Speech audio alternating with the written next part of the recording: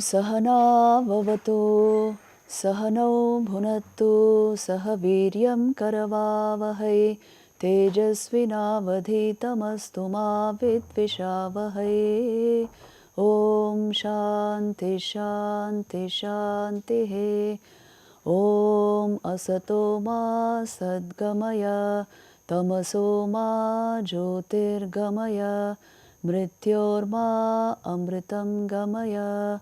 Om Shanti Shanti Shanti He. Today we are going to go into the research methodologies for what we have been studying.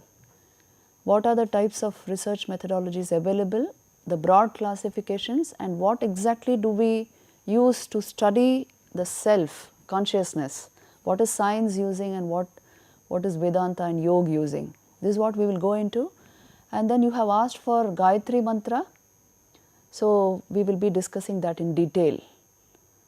So that's the syllabus for today. And regarding this research methodologies, there are two broad classifications which you should know. One is what is called qualitative research, one is quantitative research. For centuries together, qualitative research, which is mainly the first person research, was considered the main method of research. And it was seen that the observation of the person who is experiencing something, that is primary. In qualitative research, always that is considered to be primary. The observation of the experiencer is primary.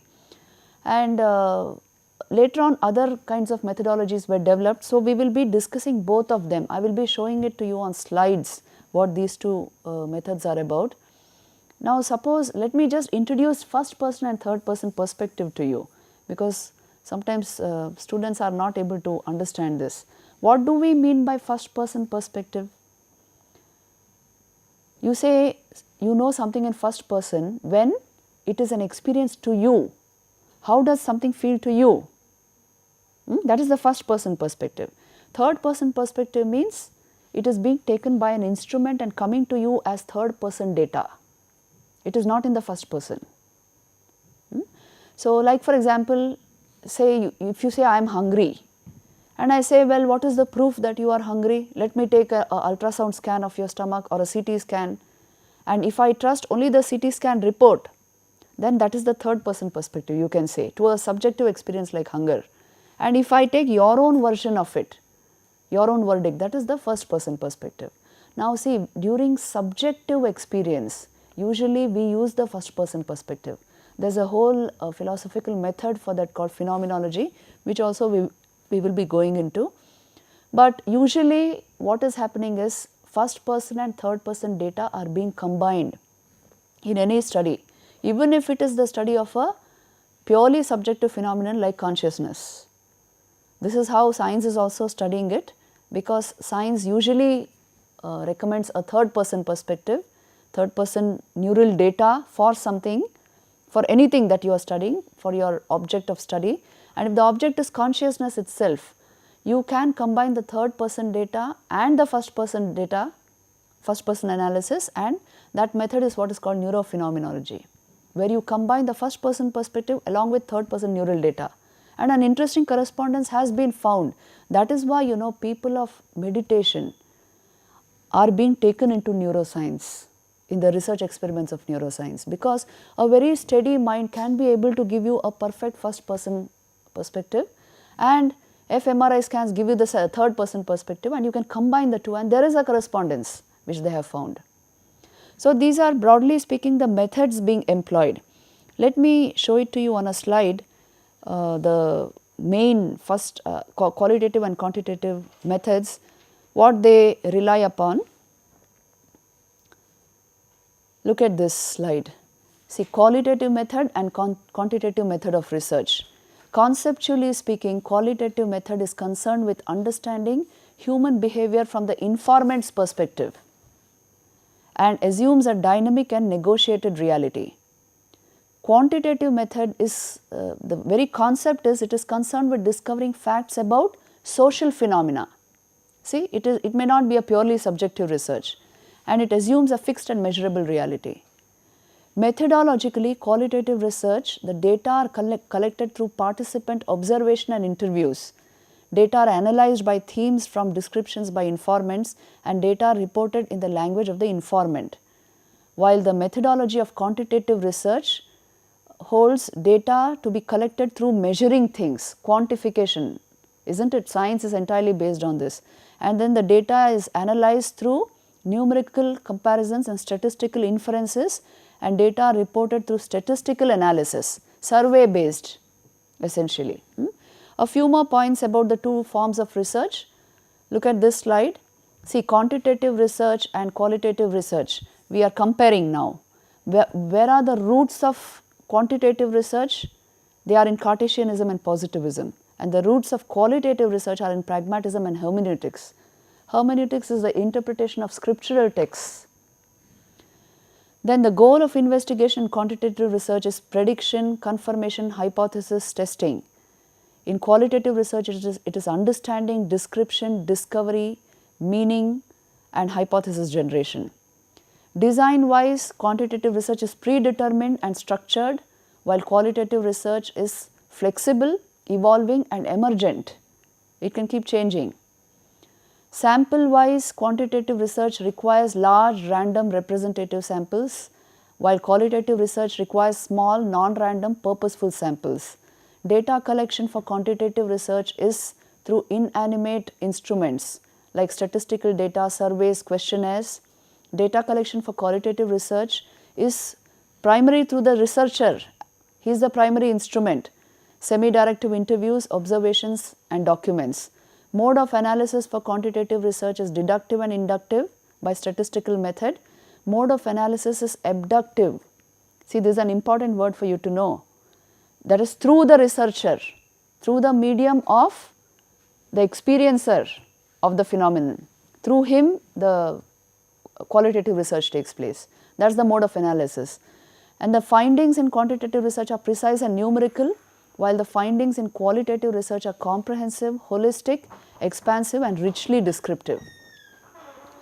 Certain unique attributes of qualitative research further are, look at that first thing, importance of context, importance of meaning, and participant researcher relationship, as also researcher as instrument.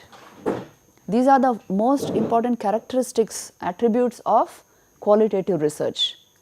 Now, when you study a phenomenon like consciousness, what type of research? I told you today they are combining the two forms of research, but naturally from your own side, what type of research will you perform? This again depends on what kind of training a person has received. See, there are three areas where science and Vedanta meet and shake hands. The three areas are causality and understanding of causality. Second is an understanding of consciousness and an understanding of the interconnectedness of life. Today, in today's session, we are going to only study consciousness, how the qualitative and quantitative methods together work for the study of consciousness. Because this is our main topic of interest, this entire course is meant for discovery of consciousness. So, we will study only this phenomenon and how the two methods are being applied. See, basically when you take a third person approach, what happens? A third person approach has been taken since the last number of decades, and there they have found very clearly in this third person research that when you take a third person survey of something like consciousness, which is a phenomenon which is purely subjective, you are trying to find in third person research neural correlates for that phenomenon. You are trying to find out neurophysiological correlates. If you are not able to find it out, then your science is not complete. So, this is actually called the hard problem of consciousness studies. It is a term which was coined by Chalmers from New York University. What he essentially is trying to say is, you see, for anything like for example say a feeling of pain, if you can find a neural correlate, if you know which portion of your brain, the neurons from which portion of your brain are firing, you can give a kind of explanation to that phenomenon of pain, to that experience of pain. Suppose I can't find a correlate, I don't know how to explain it through the mind, I don't know how to explain it through neurophysiology, so it becomes a hard problem. So consciousness faces this tremendous hard problem because it has no functional correlate. In fact, it has no relational, structural, functional property as such. And that is why it has become difficult to track it, to study it, although different methods have been tried.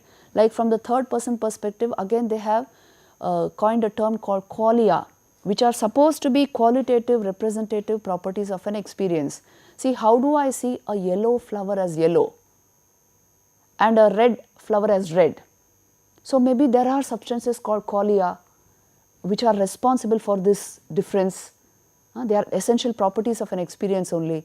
So all this was posited, but then scientists did not find qualia, something like that as such. So these are all theories which were brought up in order to explain the phenomenon of experience, the phenomenon of consciousness. Another theory which has recently come up, I think it was in the neuroscience news sometime back from neuroscience.com.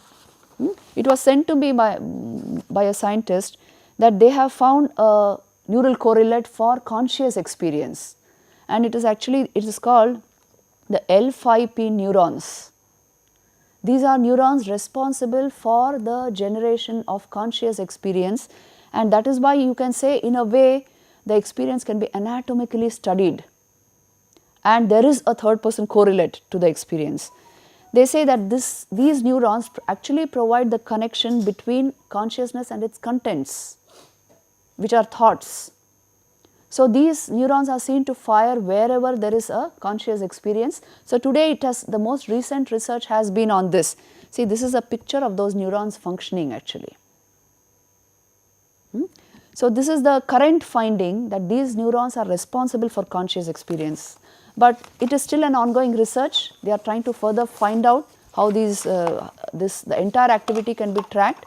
So this kind of research is continuously going on.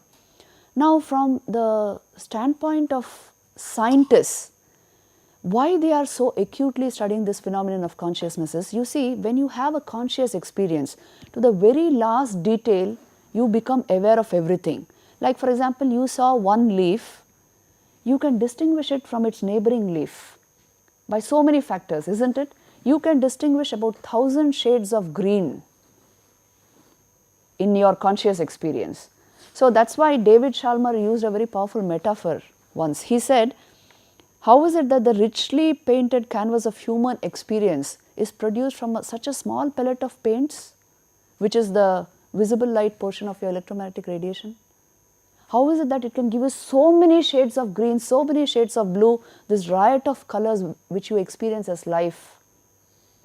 So essentially, what is the explanation to conscious experience? How will you explain it? That is the essential question of this consciousness studies, and in different ways they are trying to study it. You see, from the Vedantic standpoint, basically Vedanta will put the question that you don't experience a phenomenon like consciousness ever in the third person. That is why you may not be able to find a third person correlate. For example, joy, happiness, do you experience it as dopamine or adrenaline? Tell me, unless we told you dopamine is responsible for your feelings of pleasure, you wouldn't even know. In your experience, you have not yet felt dopamine, but how do you feel joy? How do you feel happiness? You feel it as a burst of energy within you, a lightness, a buoyancy in your heart. So it's a feeling first. So from the first person perspective, how do you feel an experience? You have the experience as a feeling in your entire system. Later on, there is a neurophysiological correlate which has been found, which is told to you. So even pain, any experience is felt as a feeling first, and this is what they are trying to say. That is why first person observation of this feeling is the most important explanation to the experience. This is what philosophies like Yoga Vedanta are trying to tell you. Consciousness studies has tried to explore all these questions about conscious experience. See, they are similar to Vedantic questions. The aim of both is the same. See how relevant these questions are. How does the brain create conscious experience? What does complete oblivion mean? How does perception become first person experience? How independent is our awareness from body-mind complex? And then the heart problem which I just now told you, finding a neurophysiological correlate for conscious experience. That is the heart problem. And where do yoga and Vedanta contribute in this? You see, yoga also, Vedanta also asks similar questions. What is consciousness? How do we experience it? Can subjective experience, this is again a question which pops up in consciousness studies, can subjective experience be explained in objective terms? Can it be explained in physical terms? Then they are commonly asking the question, what are the appropriate methods to be used in order to do this? See how relevant the questions are. See, if the question strikes you, you will try to find an answer for it by yourself. If the question is like a theory, it is somebody's question, then the answer also will not hit me. It will not come to me, even if it is told to me. So understand the weight, the gravity of these questions. They must be the natural questions of a thinking mind. How am I thinking? Why is it that in awareness everything is happening? Only if I am aware, anything matters to me. So what is this awareness about? These are natural questions which should come to a mind which is originally intellectual, not borrowed intelligence from books. So you see, these kind of questions you will find both in consciousness studies and in Vedanta. What are the neural correlates of consciousness? Can new methods be found to study consciousness? What are the properties of a conscious experience? Like, for example, emotion, thought, are these our properties of a conscious experience? Or no, consciousness is apart from all this. Can we develop rigorous methods of investigating and formalizing data about conscious experience from the first person perspective? This also consciousness studies is asking today. What would be the implications of this science of consciousness to society? And can the study of consciousness be complemented by the contemplative traditions of this world? The great contemplative traditions of both the East and West, can they contribute to this understanding of consciousness? This is what they are trying to explore in consciousness studies, and Vedanta also asks very similar questions. So how they are studying and how Vedanta is studying, you must have a general idea of it, because your entire course is concentrating on self-discovery and management. Some idea you must have how they are trying to study. I already introduced to you the phenomenological method of Vedanta. What does it mean? See, basically the primary departure from Western philosophy about consciousness in Vedanta is, it is neither structural nor relational nor, you can say, representational, which means intentional. It stands by itself. In its light, the mind functions. This is what Vedanta holds. The fact that you are thinking, you are having conscious experiences, points to the fact of consciousness being there, and it is independent of the mind. In fact, tasya bhasa sarvamidam vibhati, the Upanishads say, which means it is due to the fact of consciousness that the mind is becoming conscious. The body is getting enlivened. You are having conscious experiences in the outer world. Now you are asking for an explanation of that conscious experience without referring to consciousness standing behind the mind. How will you find it? So the phenomenological method, primarily it is an inductive, qualitative, open-ended research method which is concerned with the experience, with the study of experience from the standpoint of the experiencer. How does something feel to me? Bracketing out all other assumptions, presumptions, all other methods. Primarily, how does something feel to me? That data is most important for phenomenological experience, phenomenological study. And this is one of the primary methods of philosophy being used for subjective phenomena like consciousness. So when you have this kind of an approach, epistemologically speaking, this relies entirely on personal knowledge and subjectivity, isn't it? If I have to ask how an experience feels to me, I must have an understanding of how I am functioning and a deeply subjective understanding. So, it relies on both of this, and it relies on entirely on personal perspective and interpretation. Finally, I can tell best what is happening in my system and how this system is functioning. So, entire yoga, if you see, it is subscribing to this kind of a method. How is it that I function? How is it that I know? We studied mind and perception. Basically, what is it trying to see?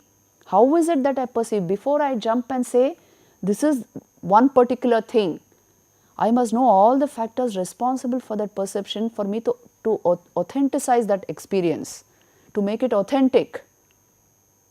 Otherwise, I might have added something to it, I might have removed something for it. I told you, if your attention is flitting, you cannot grasp anything. So, the whole point comes to this, that phenomenological approach becomes very important in studying subjective phenomena. Now, I am going to try this phenomenological approach right here on you. We will try a few thought experiments in order to understand this method. Another understanding of phenomena before we go into the thought experiment is that how things are appearing to your consciousness. See, I will just give you one small understanding here. Think about it clearly and see. Whenever you see an object, you are seeing that object as it is appearing to your five senses. Now, suppose I am seeing this pen. This appears like a blue pen to me. To my senses, which are able to track, especially this eye, which is able to track the visible light range, this is appearing as blue. To some other creatures, if they were introduced here, this would appear as something totally different, depending on their faculties of perception. To me also, suppose I had UV light, capacity to sensitivity towards UV light, this would appear something very different. If I had capacity to catch infrared radiation or radio waves, the whole world would appear something totally different. So, my perception is limited by my senses, and whatever I am equipped to perceive, that much only I can perceive. This table appears like a table to me. To an ant moving there, this will appear like a mountain, isn't it? To a bird flying there, this is a speck. To a mite or a wasp, this may be just a pixelated something, not a table. To a cockroach, it is something else. With its compound eyes, it perceives something totally different. To our five senses, this is a table. So, what is this actually? This much you should be able to draw from this, that my perception is limited by my equipment, and I am equipped to perceive in a certain particular way. First thing about perception. Second thing is, always the perception occurs in my awareness. Because I am aware, I perceive things, like I am perceiving this table here. So, perception cannot be removed from awareness. It is not apart from awareness. Due to these two factors, that my apparatus is required for perception and perception is dependent on my awareness, the standpoint of Vedanta is, that is why this has no intrinsic existence as a table in itself. It is dependent on these two factors to be perceived as a table. At first glance, this may be a little hard for you to digest, but think about it and it will become very clear. You must only give it more thought. Nothing has intrinsic existence except consciousness, because that does not require anything to validate its existence. Everything else requires awareness to become perceptible as that thing, and it is of course limited by your senses to be perceived as that thing. So, due to this simple fact, they say that intrinsic existence, essential existence or absolute existence belongs only to the Atman, only to consciousness. Everything else functions on borrowed awareness, borrowed existence. So, this is a huge theory in Vedanta, which explains why the world is considered unreal. Unreal in the sense like this, dependent on something for its existence. The term mithya does not mean it does not exist. It appears as this in your consciousness. Not that it is not there. We always, mithya has been a very corrupt word. It has been used in a very wrong way for many centuries actually. Mithya essentially means as that thing, it holds only dependent existence. This is the meaning. It's a very technical term, that is why it should not be used glibly. So, by using it glibly, we made a mess of many things actually. But now we should understand, since you are well trained in science, you must catch these subtle points. What are they trying to mean by saying something is unreal? Not that it does not exist. It is an appearance to your consciousness as that particular thing. This is all they are trying to tell you. It is an appearance. Just like how you can say color is an appearance of electromagnetic radiation, isn't it? It does not exist apart from electromagnetic radiation, does it? There is nothing called color as such. It is nothing but electromagnetic radiation which is perceived as color by your equipment. So also is everything else. Essentially, consciousness being perceived as that particular thing in your perception through your senses. So, that is how they are trying to understand. That is why in Vedanta you will find sentences like subject and object both appear in consciousness. Everything is an appearance in consciousness. This is what they are trying to mean. If you have caught the essential point, what intrinsic existence means and how it belongs to consciousness alone, everything else has extrinsic existence, dependent existence, you will understand what they are trying to say through all these sentences. Now, the thought experiment which I told you, right here we are going to perform, sit straight all of you, because to understand this very clearly, you need full attention. See, I will put a few questions, answer me and try to solve the thing by yourself. Tell me, when you sit still and think deeply, if I put this question to you, is my sensation limited by the boundaries of my skin? Is it true? Your sensation is limited by the boundary of your skin. Your perception is not limited by the boundary of your skin. Right? Now, what is within this skin is the body. What is outside the skin? It appears to be outside your skin, but it is never outside your awareness. Isn't it? You can be aware of a whole lot of things altogether, which means what? What does this mean? You are not limited or contained within the skin. You are using it as an instrument, functioning through it. In your awareness, you are capable of grasping everything. Just now your mind can be in London. You may be perceiving a whole lot of things in your head. You are not limited by the boundaries of your body, nor are you contained within it. You are functioning through it. Nor are things different from you, in the sense anything is outside my skin but not outside my awareness. So, you see, this is what is called phenomenological thinking. From my standpoint, from my experience, my thinking itself, I understood how I am functioning.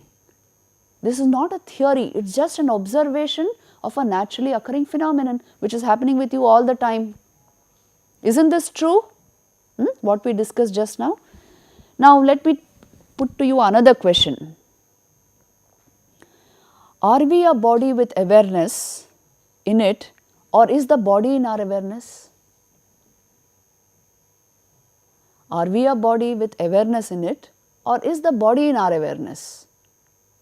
How do you feel it at any given moment of time? You always feel it as the body is in your awareness. You are fundamentally aware.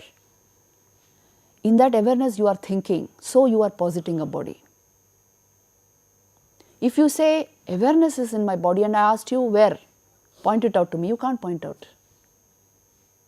In your own experience, you are fundamentally self-aware. So there is the thinking process. In that you posit entities and identify with them. Please see this, it is in your own experience. That is why body consciousness, thought, emotion, everything arises in my awareness. Awareness only can be fundamentally me. I means awareness. In that all this is happening. All my thinking, my science, my philosophy, everything is happening in my awareness. That is why I become aware of the body does not become aware of me. Isn't it? I become aware of my thoughts do not become aware of me. Isn't it? So, awareness is the fundamental fact about you. Because you are self-aware, everything else follows. Human experience follows. So, you see, this is the phenomenological method, how you are seeing it from your standpoint. How is anything feeling to you? Now, one more thought experiment. Do my thoughts feel like they are mine or they are me? Mine. Why? Because I know I can see that thought. Mentally, you can actually see what you have been thinking. I told you memory, metacognition, all these are proofs that there is an underlying awareness which is common to both the streams of thought. That which you thought earlier and that which you remembered later. That which you thought earlier and which you metacognized later. There is something fundamentally common between the two for you to catch that experience in memory or metacognition. So remember this, the very fact that my thoughts feel like they are mine and not me means I am the observer of that thought. I am fundamentally the awareness in which thought is appearing. So also with your body. It is yours, it is not you. Again, it is an instrument given for you to function through. Our fundamental mistake in understanding things is we think this is me. Once you declare this is me, your thought will stop there, it will not go further. You tend to identify even with objects, not just with body. So this, because there is no investigation, that is why self-inquiry, this existential inquiry is at the heart of Vedanta. It is at the heart of understanding the reality about something. If you go and identify first and foremost, your thinking will stop there. You get involved in that identification. From that, you will get identified with objects all around you. So that stops all level of investigation and inquiry. That is why alertness is the first thing required for this kind of research. You must be alert and alive to the depths of your being. And then you inquire properly, the inquiry itself will lead you within. It will lead you to the source of your mind, source of your thinking process. So this is how existential inquiry is what we call Vedanta Vichar, which is today's philosophically speaking what is called phenomenology, phenomenological method of inquiry. So this is the first person method which is usually followed in Yoga and Vedanta. Let me ask you one more question. Since we are doing it, let's do it properly. See, you have experiences where you are referring to yourself totally apart from your body. I had told you about the dream experience in one of the classes. You can be identified with some other personality in your dream. And you are so identified with that personality, you have the body of that personality, and your eye sense is continuing to be the same. Because you are saying, I am identified with that particular personality. So you can refer to yourself as a continuum, a continuity without special reference to one particular body. What does this mean?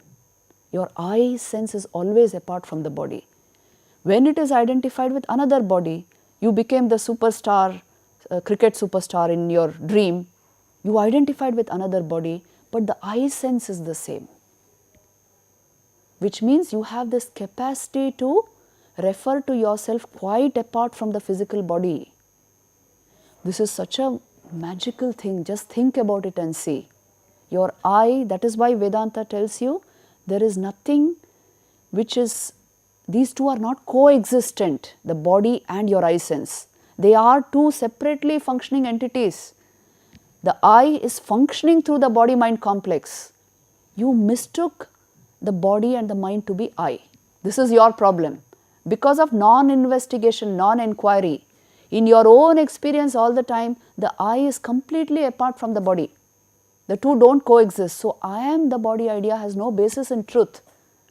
But you see, this is a phenomenon so widespread. Everybody is only identified with the body. It appears to be so. But a little investigation in a very calm, sattvic state of mind will take you naturally into this. Always your eye sense sees the body as an object, the mind as an object. It is always objective to your experience. You, the experience, are always the awareness that is becoming conscious of the body and mind, that is seeing it objectively. In your own experience, this is all the time happening. You didn't investigate it. That's the only problem. So, like this, phenomenological inquiry goes like this. You see, isn't this interesting? How do you get the feel of an experience? Another phenomenological question. What gives you the feel of an experience? See, the beauty of a sunset, the sweetness of a cake, the color of a bright flower, it simply hits you as a very conscious experience. What is responsible for that experience? Somewhere, because you are a self-aware entity, you are experiencing that thing. Video cameras, all these gadgets around you can catch a memory, a picture of that thing, but cannot experience it because they are not self-aware. Awareness is at the heart of experience. Just through phenomenological inquiry, you can find out the profundity of the human conscious experience comes from the fact of awareness. So, this is how this particular qualitative approach, method of inquiry goes. Now, I will just go into a method to take you into all of this, to give you an understanding of Vedanta, Yoga. You know, most people are asking for techniques naturally. What is a technique, a method to go into it? If you just do this phenomenological inquiry, you come to the conclusions of Vedanta, Advaita Vedanta especially. Because you will gradually see that subject and object are not two different things. Subject is subject only with respect to object. Both are appearances in your consciousness. This is not another theory they are building up. This is the natural fact about this world of manifestation, which is seen when you are able to do this level of inquiry. Then it becomes available to your perception. Otherwise, it is a closed thing. But is there a technique to generate this level of knowledge? Now, there are plenty of techniques. One powerful technique is what you asked for, the Gayatri mantra chanting. Gayatri mantra comes in both the Rig Veda and the Yajur Veda. And today, now I am going to dwell only on this because many of you have asked for it, and since you want to know everything about it and how to chant it, we will do something of that for the next half an hour. But you must grasp everything that is being said, because this is the most powerful mantra available to us to bring us to this level of experience, to awaken us to reality. You know, it is actually like a lighted torch which will open up the doors of wisdom for you. Gayatri is the most powerful mantra. What is a mantra? Mantra means manana trayate iti mantra. When you think about it repeatedly, it will liberate the mind. That is a mantra. And Gayatri means Gayantam Trayate iti Gayatri. One who chants it, it liberates him. That is Gayatri. It is the most powerful mantra which is also a prayer. It is a prayer come a mantra to open your dhi, the higher faculty of the human intellect, which opens you to the heart of reality. It is called the spiritual heart. It opens the spiritual heart so that you perceive reality as it is. I had told you about faculty development. It is one of the ways of perceiving these higher subjective realities, what we have been discussing, consciousness and all that. One of the potent ways to do that is to awaken the dhi. This is a faculty of the human intellect which simply brings the truth into your heart. It floods you with the light of supreme truth. So the Gayatri is a mantra to do this. It is a prayer for this faculty. How do you use the Gayatri? See, first of all, let me give you some basic information about Gayatri. Gayatri is usually given during our Upanayan ceremonies, isn't it? For brahmacharis, for householders, it's a very important mantra because it will develop this higher intelligence in you. And Gayatri is personified as a Devi, and she's called Gayatri Devi. You must have seen the picture, a five-faced goddess. She is called Vedamata. She is the mother of all knowledge. From Thee comes all knowledge and the right perspective to everything. So it all depends on the development of this faculty of Dhee. Please remember this, Gayatri has enormous benefits and blessings.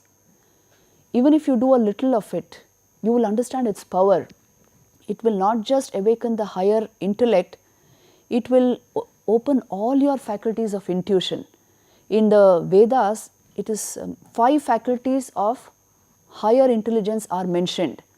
They are like this Dhee, which is your spiritual heart. Then you have Medha, which is a very bright higher intellect. Then you have Prajna, which is higher awareness. Dhriti, higher will. And Smriti, great memory. Gayatri awakens all these 5. These are 5 powerful faculties of your intelligence which gives you transcendental, brings into your heart transcendental knowledge. Gayatri awakens all of these. It gives great inner stability to your mind, deep inner calmness, just the chanting of Gayatri, and it will remove obstacles from your path.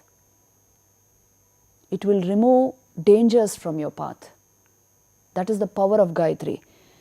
It also gives you very strong memory. You see, the last thing which we discussed, concentration, memory, all these capacities of the human mind are awakened and enhanced by the chanting of Gayatri. So it is a very powerful mantra. I will first give you the story behind this mantra and then go into the mantra. There is a big story behind how the Gayatri was given out. You know how these mantras are come out of the mouths of sages? Do they think about it and invent them? They are mystic syllables which are discovered in very high states of samadhi and meditation. They are mystic syllables which lead into, which give you a direct insight into reality, lead you into reality as it were. So it is not a matter of, it's not a thought construction sort of thing. They are the outpourings of enlightened sages. And this mantra, Gayatri mantra, was given to us by Vishwamitra, Rishi. The person who gave out the Gayatri is Vishwamitra. The presiding deity of the Gayatri mantra is the sun, Savitra. Sun was the symbol of Brahman in the Vedic age, the supreme reality. And the meter used in Gayatri chanting also is called Gayatri. Now this Vishwamitra Rishi, initially he was a king. He was a very great king, a very powerful king who had conquered a lot of kingdoms. It so happened that one day he was, along with his entourage, along with his army, he was passing through a forest when he came across the hermitage of Vashishta Muni. Vashishta was a great Brahma Rishi of olden times. You must have heard of the names. So Vashishta's hermitage he came across and he got down to pay his respects to the Brahma Rishi. So you see, this was our culture. Always the greatest administrators would come and ask for spiritual knowledge, would bow down to spiritual knowledge because they understood its value. They understood its value to human society. So Vishwamitra entered the hermitage and his army also entered, all his troops, and he came in front of Vashishta, bowed down to him and asked for his blessings. And Vashishta asked him that everything is well in your kingdom. And he said, yes, by your blessings everything is well. Please bless me with more power and wealth and all this. And then Vashishta said, please rest here for some time. Your men are also tired and I will offer you some food. Refresh yourself and then you can proceed. Now Vishwamitra refused initially because he thought, how will they provide us food? There are thousands of men. And why should we simply disturb the hermitage? So he said, no, it's okay. We will go back to our kingdom and have our food. But Vashishta insisted. So Vishwamitra stayed back. What did Vasishtha do? He got up from his seat, he went inside and he had a cow, a divine cow. Kamadhenu you have heard? The giver of all boons. So he whispered something in her ear. He whispered something into her ear, and it seems this divine cow, she was a goddess in the form of a cow. Whatever she was asked for, she could give. So he asked for food for the entire army, and very quickly huge vessels of all sorts of delicacies and rich food was presented in one corner of the ashram. And Vasishtha went and invited the Vishwamitra and all his his soldiers to come and have the food. All of them relished the food and it was divine like nectar. And then Vishwamitra was so surprised, he asked Vasishtha, how did you get all this in this forest? And then he said, see, I have a mother. I worship her as mother, and she is the one who provides us everything that we require, and she is a Devi. So then Vishwamitra, you see, greed came into him, and the ego was already there. He thought this cow should belong to me because I am the king. Everything in my kingdom belongs to the king. So he told Vasishtha, give me the cow. I will give you any price you want for it. Vasishtha said, don't make this mistake. She cannot be sold. She is a goddess, she is a Devi, and she is the giver of all boons. I will never part with this cow because she wants to stay only close to a place where there is this ambience, where there is Brahma Vidya being practiced, where there is Brahma Jnana. She will not go into your palace. But Vishwamitra was furious now. He said, what do you mean? I must have that cow. And he told his men, go and forcefully bring her. At once the cow ran behind Vasishtha, and Vasishtha said, don't make this mistake I told you. Once more I tell you, she is a divine being. Don't make your soldiers touch her. Otherwise you will pay for it. And Vishwamitra said, I don't believe in all this. I am going to take the cow and go. And then Vasishtha just raised his Brahmadanda. You must have heard of the story. Huh? And the entire army was destroyed. All of the men fell down on the ground. And Vishwamitra was simply stunned. What happened?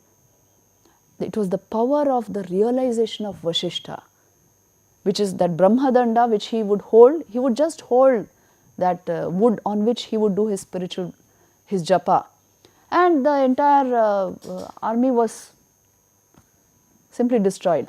So he said that there is some great power in this particular thing. Then he tried to attack Vasishtha. Again, just by raising the Brahmadanda, he became powerless without any strength. Then he said, Dhik balam kshatriya balam, Brahma balam eva balam, which means all this prowess and strength which I had, the ego which I had in being so strong and courageous with such a huge army, such a huge kingdom, it means nothing compared to this strength which this sage has. This is the real strength. A knower of Brahman is so supremely strong. Just by his mind, by his will, he can control a whole army. So then he said, well, I will acquire this kind of strength and then I will come and show you. And he turned back. He went back to his kingdom. He gave his kingdom to his sons to manage, and he went into the forest to do austerities. And it seems for a long time, if you go to the Puranas, they will even say thousands of years. Because you know that sense of time is different. You know how they sense time? Time is in you. So for a long time he performed austerities, and then after that he came to this understanding. Slowly his mind was changing, but still he had not overcome the tendencies of his mind, the tendency towards arrogance, ego, pride. This was still not completely gone. So at this point of time comes the story of Trishanku. Have you heard that story? You know, there was a king who wanted to go to heaven with his body. And he went, and his name was Trishanku. He went and requested Vasishtha, please help me. Vasishtha said, please pass on. I do not do such stupid things. And he was angry. He went to his sons, Vasishtha's sons, and said, your father cannot send me, you please send me. So he was cursed by his sons, and he became a very ugly person. And then he comes to Vishwamitra, who was doing his austerities. And he says, you see, Vashishta has refused to send me. Can you do it? Now you see, an enemy's enemy becomes your friend. So this he automatically became Vishwamitra's friend. And Vishwamitra said, what? Vashishta refused, then I will do it for you. I am there, don't worry. I have performed so much austerity. With the power of this austerity, I will send you to the heavens. And he did all sorts of his rituals and all that. And Trishanku started rising to heaven in that very body. But this is against the law of cosmic existence, isn't it? Only after death one can go wherever, according to his karma, wherever he has to go. And he cannot go to heaven like this. So at once Indra came into the sky and said, you can't do this, please stop it. And Vishwamitra said, what do you mean? I have done so much tapasya, he will go up. And so Trishanku hung in the middle. They would not allow him into heaven and he could not come down on earth. So it seems Vishwamitra with his powers created a heaven for him right there. And like this, in a state in which he was upside down, he hung there. And even now they say Trishanku heaven. When somebody is undeciding about something, they say Trishanku state. So this was Vishwamitra's power. After this episode was over, Vishwamitra suddenly realized that he had spent all his power, spiritual power, in doing all this for that Trishanku. Just because he hated Vashishta and he helped him. He understood the level of his pride and his ego. It's all, you see, Vishwamitra's life shows you how important it is to get rid of all this, to control your mind. To actually reach the knowledge of Brahman is no joke. So when he understood all this, further he went into austerities. He said, all my spiritual power got exhausted. By doing all this, I will perform more austerities. He went deep into the forest. Again he sat down. Again hundreds of years passed by. This time another big obstacle came before him in the form of an apsara called Menaka. You might have heard of that story also. So she seduced him, and then again he went out of his austerities, and for a long time he was not in touch with this deep goal which he had fixed for himself, that of becoming a Brahmarishi, getting the knowledge of Brahman, becoming equal to Vashishta. He forgot about that. After a long time he came to his senses, and then Menaka also left him, and he came to this understanding that how am I wasting my powers, how I am wasting my time. Lust, anger, ego, hatred, this feeling of malice towards somebody, jealousies, all this can actually ruin you completely. It will stop your progress towards your fixed goals. This is what Vishwamitra's life shows. It also shows that through the triumph of his will and his understanding, he overcame all this. He again plunged into great austerities, and this time he got a certain level of illumination. After a long time of austerity, he got the vision of Lord Brahma, who came to him and asked him, blessed him with the title of Maharshi. Then Vishwamitra said, but don't I deserve the title of a Brahmarishi? Then Brahmaji said, no, for that you need the blessings of a Brahmarishi. So go to Vashishta, take his blessing. If you have really removed all these negativities from your mind, if you have conquered them, not just removed temporarily. Please see this, what tapasya means, you must have a knowledge. For self-knowledge, tapasya is required. Tapasya means purging your mind of all impurity, completely cleansing it, not simply emptying it temporarily, becoming absolutely pure in every way. Then only this knowledge is possible. So he said, go and take the blessings of Vashishta, and Vishwamitra came to Vashishta. When he came near the hermitage, he heard the conversation between Vishwamitra and Arundhati. Between Vashishta and Arundhati. Vishwamitra has come to the hermitage of Vashishta. So Vashishta is telling Arundhati, you know, I have been following the spiritual progress of Vishwamitra and I am supporting him silently, that he attains this illumination. He is a good man. His very name indicates Vishwasya Mitra is Vishwamitra. He is the friend of all. But this arrogance had come into him. I hope he will be able to overcome it. I am helping him in his spiritual progress. As soon as he heard this, Vishwamitra was so ashamed. With whom? That's why he is a Brahmarishi. He is beyond all this duality, all this stupidity. And so he came and fell down at Vasishta's feet. Please forgive me for what I have done. As soon as his head touched the feet of the sage, a spiritual current passed through him. And spontaneously in his heart arose the Brahma Gayatri.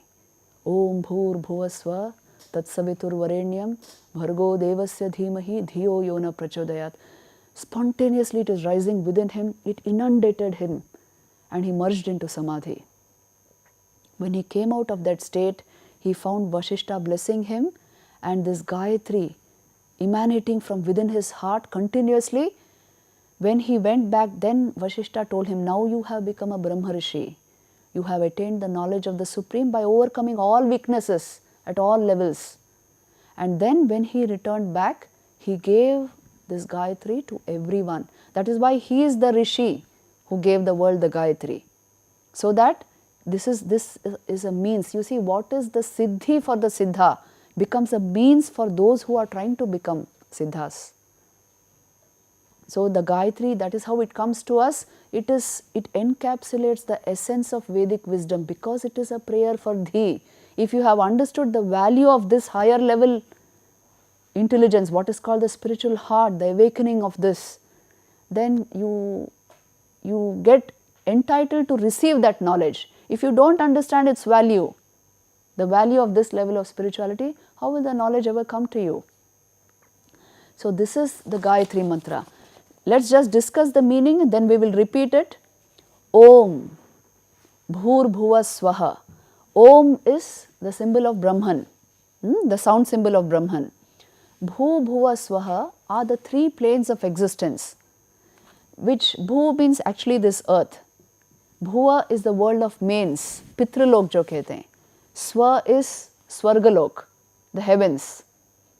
Now all these worlds, there are slight different interpretations also, which you will get of these three words, Bhu, Bhuva, Swaha.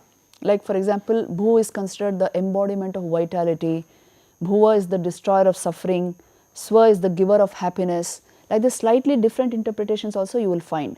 Typically in our Shastras, Bhu, Bhuva, Swa are these three worlds of this earth, the world of mains, Pitralok, and the world of the gods. Now all these three are illumined by what light? Tat Savitur Varenyam, by the light of the sun. Who is Varenyam? Who is the most, the best, the choicest, the most adorable one. He is illumining all these three worlds. Bright, the bright sun. Bhargo, the destroyer of all sins.